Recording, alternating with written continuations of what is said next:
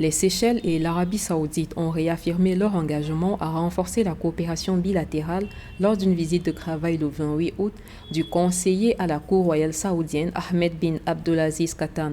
Les deux parties ont discuté de la possibilité de renforcer la coopération dans les domaines du développement, du commerce et du multiculturalisme.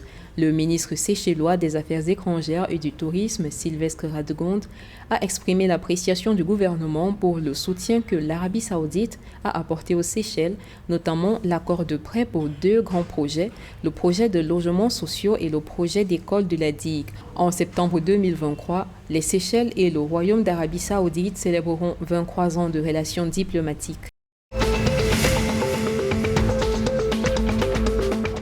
Du 27 au 31 août, Maurice accueille la 45e conférence annuelle de l'Organisation des assureurs d'Afrique orientale et australe.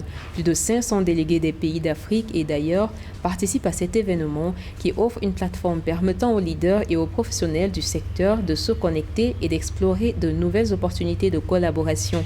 La conférence donne également lieu à une table ronde sur l'avenir de la cybersécurité. Selon les données de l'assureur Allianz, les cyberincidents tels que les pannes informatiques et les violations des données sont classés comme les risques les plus importants au monde pour la deuxième année consécutive. La conférence intitulée « Ne laissez personne de côté, l'inclusion financière par l'innovation » marque le 50e anniversaire de la dite organisation.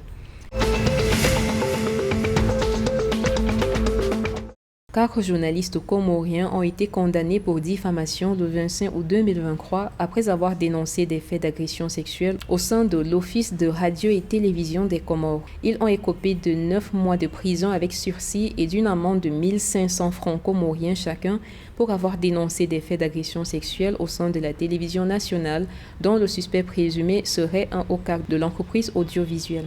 Les avocats des journalistes ont annoncé qu'ils feraient appel de cette décision qui pourrait, selon eux, créer un précédent inquiétant pour la liberté de la presse comorienne. Le parquet a, pour sa part, indiqué que ces journalistes ternissent l'image du pays.